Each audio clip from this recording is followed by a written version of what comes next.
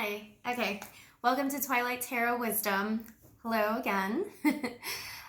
So I wanted to kind of talk about something spiritually enlightening that happened to me this past weekend. And I really felt like I should share it with others because it would only help people out in the long run, I feel. The people that I have shared this information with already, even they feel change within them just by listening and taking in and introspection of the things that I'm going to say. So this past weekend, I was fortunate enough to participate in a ceremonial ayahuasca journey. Now, I had always wanted to do something like this in the past, but I had never come across a true shaman, not a basement shaman, but a true shaman from Colombia. Or from the Amazon, really. And that was always kind of my goal, even when I was younger. I was like, I'm gonna do this, but it's gonna be the real way. It's gonna be with a true shaman who's been practicing and studying for many years, and it's gonna be very indigenous, and it's going to be the way that it's intended to be used. So, I know there's a lot of people out there who are familiar with plant medicine, and I know there's a lot of people out there who use plant medicine, but they use it recreationally.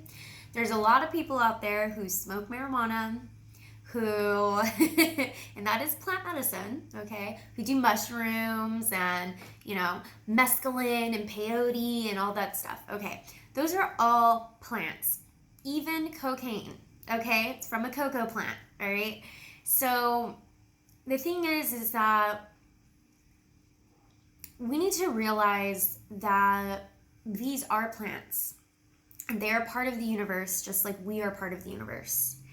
And also tobacco is another one that came to mind right now. Okay.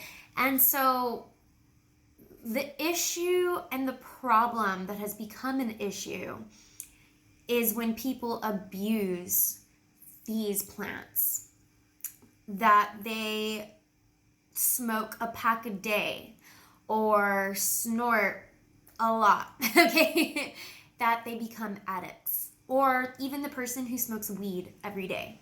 It's an addiction, that is it's a bad habit. And the problem and issue that where we're taking away from the ceremonial use of these plant medicines is that people are no longer using them as a form of healing or for ritual or for ceremony. They're now just using the plant medicine as a drug, something to get high off of, some experience to feel, and then it turns into an addiction later down the line. So this was something that I was even told in the ceremony by the shaman. I was so fortunate enough to have a legitimate Colombian shaman perform the ceremony, and he's been practicing for over 30 years, these types of ceremonies. And he really enlightened me when it came to that, because I personally know a lot of people who abuse drugs. They really do. They abuse these plant medicines. And coming from a person who takes care of plants personally, I grow plants from seed. I love gardening. I love my plants.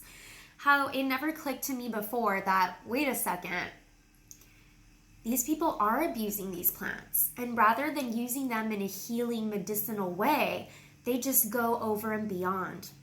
And one of the things he mentioned was that there is justice in the end for people who abuse plant medicine, and the justice is addiction. So that's why you have a lot of people who are addicted. They lose sight of what they want in life, of where they want to be in life. Addiction in itself is such a negativity that it takes away so much from a person's life. I have seen people lose their jobs to addiction, lose their homes to addiction, lose friendships, family, relationships. Oh gosh, how many relationships have been ruined because of addiction, right? Okay? And I'm even addiction, whether it be addiction with, marijuana, cocaine, alcohol, any of those are addictions. And believe it or not, alcohol is also a plant medicine. If you really think about it, it's made from wheat, yeast. It's plant medicine, really.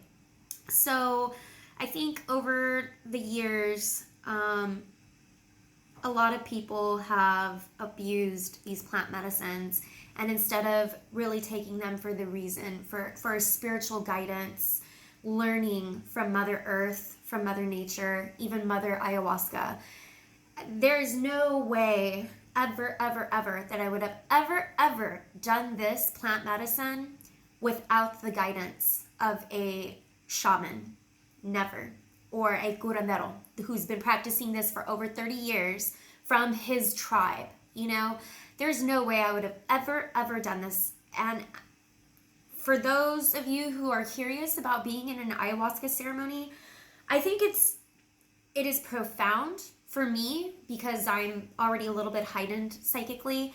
It is extremely profound. I connected with Mother Ayahuasca instantly. I mean, not instantly, but the way I connected with her, she taught me these lessons that they were things I kind of already knew but needed to feel and come out through me. And it was profound. It was the most intense experience, mentally, emotionally, physically intense experience I have ever experienced using plant medicine. And I am so fortunate and glad that I was able to do that with people that I felt safe with and safe around, and with an experienced shaman, healer, who knew what he was doing and was very, very wise. So I want to talk about some of the things that I gained knowledge that he imparted on us during our journey, because the ceremony is not about just taking Mother Ayahuasca. That's not what it's about. The ceremony is also about speaking our truths, speaking in a circle. It was kind of like a counseling therapy session because we sat in a circle in a group and we talked, he talked, we sat, we listened, and we spoke. Sit, listen, speak. Those were three things he said. And part of the things that I gathered from when I was listening, when we were listening, was he talked about how negativity and positivity are pretty much two sides of the same coin. And that there's no such thing as a bad person. It's just that this person has allowed negativity to take control over the positivity. All of us have negative traits, whether some of us want to admit it or not. All of us have negative traits. And we need to figure out who's going to win in this battle, negative or positive. And it's about taking the negativity and transforming it into positive. So it's not like I need to just get rid of the negativity. It's not getting rid of it because it's an aspect of yourself. It's really taking the negativity and transforming it into a positive trait, okay? One of the negative traits he talked about was procrastination. And he spoke of these negative traits as though they inhabit our body and a certain part of our body.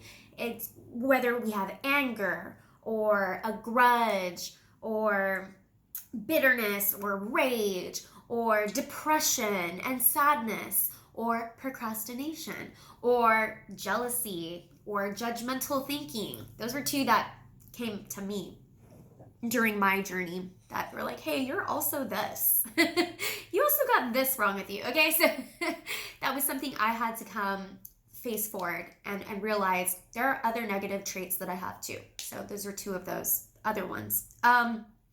But what are we going to allow to take over and win? Are we going to be the destroyer, or are we going to be the builder in life? And are we going to allow these negative traits to destroy our life? For instance, he mentioned how someone can have anger, but that anger eventually turns into rage. And that rage eventually turns into hate. And that hate eventually turns into an action of violence. So it starts off like a bad negative trait, and then it gets bigger and bigger and bigger until we're acting out that negative trait. If you think about even with procrastination or even with someone with addiction, people who have addiction, this happens a lot. It starts off small and it gets small and they're like, oh, I'm just, using every weekend. And then it becomes every other weekend, and then it becomes every weekend, and then it slowly becomes every other day. And then by the time you know it, they're using every single day. So it starts off small and that negativity gets bigger and bigger and bigger. Same thing with procrastination. It starts off like, I'll just do tomorrow. And then tomorrow comes and you still pushed it off. And now it's a week later and you're like, I'll do it next week. And then it's another week goes by. And then by the time you know it, a couple months have gone by and you never did what you said you were going to do. So it starts off small and then it gets bigger and bigger. So those were some things that I took with me in this journey. Some of the lessons that he imparted on us. Another one that was very, very big and grand for me was this idea of repeating the same mistakes over and over, like a pattern. He described how our life is like a spiral that continues to spiral out and go out and out and out. So when we're born, we start off here, and then as we're living, we spiral, right? We're spiraling. This is our life. And now I'm in my teens, and now I'm in my 20s, and now I'm in my 30s. He said that there is a sector or a coordinate, a sector in this spiral where we repeat the same mistakes. It's like tripping over the same rock over and over. And a lot of times we will even pray. We'll pray to God and we'll say, please get me out of this. I want out of this. I want out of this same pattern. I want out of this same mistake I keep on making. And God, or however you reference God or the universe, does it, gets us out of that situation. We prayed, we got it, and then we're right back in it. And we're wondering, well, I was able to get out of it, but then why did I go right back to the same mistake? Why am I repeating the same mistakes? So this would hit really close to home for me because I know personally, like in personal relationships that were toxic and abusive and not very good of relationships to be in, I constantly went back to the same person over and over again. They were my rock. And if it wasn't them, it was a previous relationship. So my sector that I continuously kept on tripping over was in relationships and getting into the same type of habitual patterns in these relationships. A lot of it had to do with even physical trauma that I went through as a child, and it wasn't my fault necessarily. I suffered from severe asthma. I also suffered from, bronchitis, pneumonia. I also suffered from seizures at a very, very young age. So those were physical traumas that I had no control over.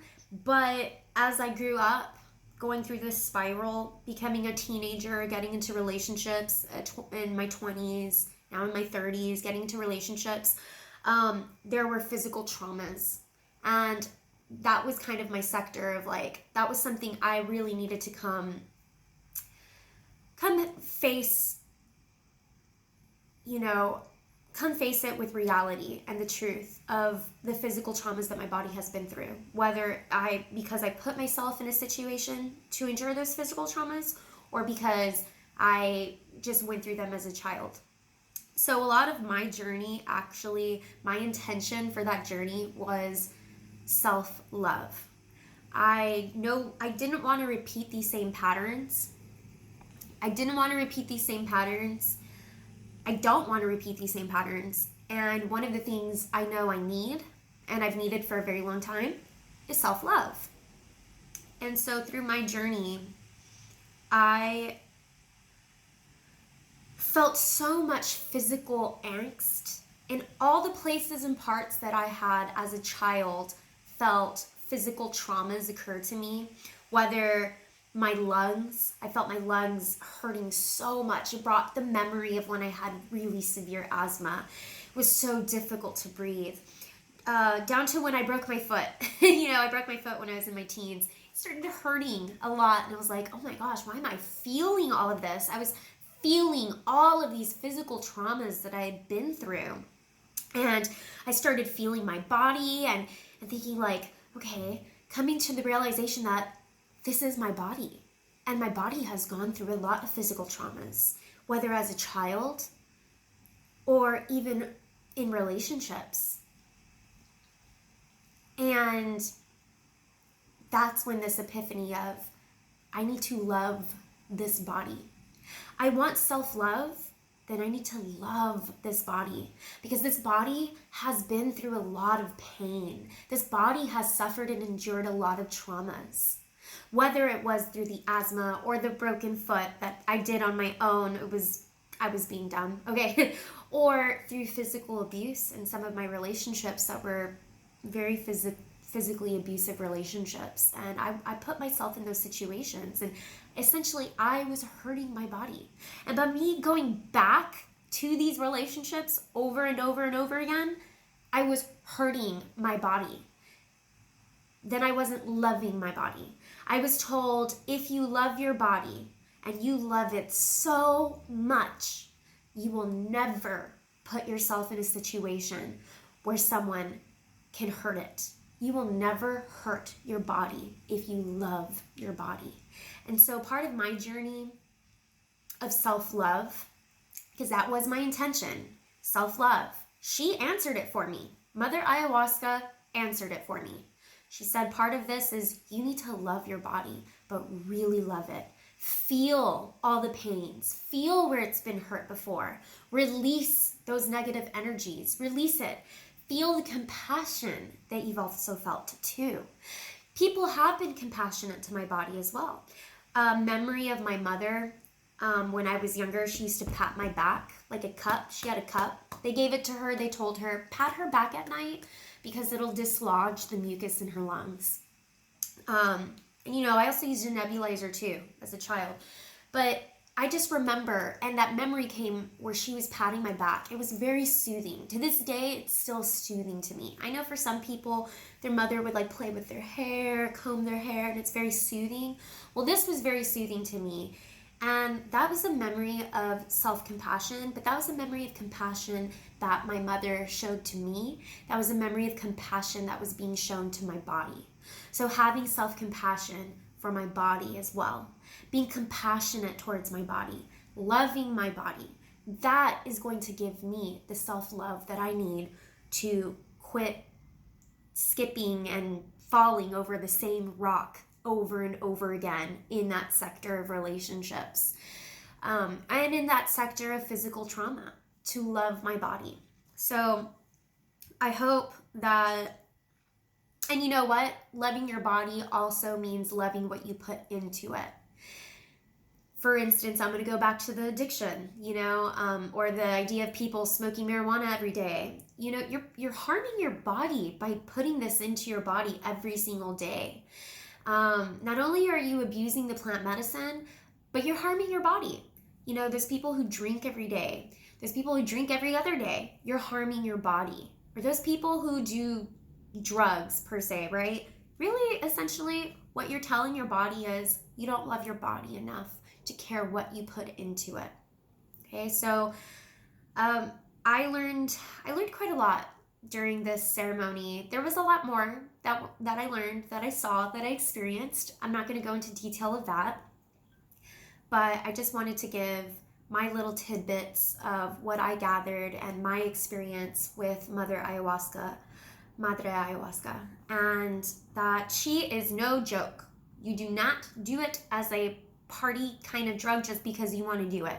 It is no joke. It is not for the light or faint of heart. It is for deep, real deep healing. I mean, it was the most mental and emotionally excruciating thing I think I've ever gone through. It was intense.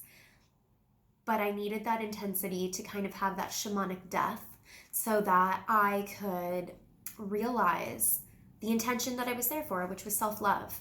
And that self-love for me means loving my body. So I hope this helps some of you out there, and I hope I've imparted some wisdom to some of you out there who may have been going through the same issues or traumas that I went through or are going through them. That's why I'm actually posting this video, because I feel that I can help others by sharing my story. and hopefully help others break their patterns and break them tripping over the same rock over and over again. And really just show yourself that self-compassion and that love for your body. That's one way you get self-love. Showing, actually loving your body. All right, have a great afternoon. Thanks for listening. By the way, if you like this video or if you want to subscribe, go ahead and click that down below. If you'd like any more information, you can contact me. All my contact information is there. But anyways, thanks guys. Bye.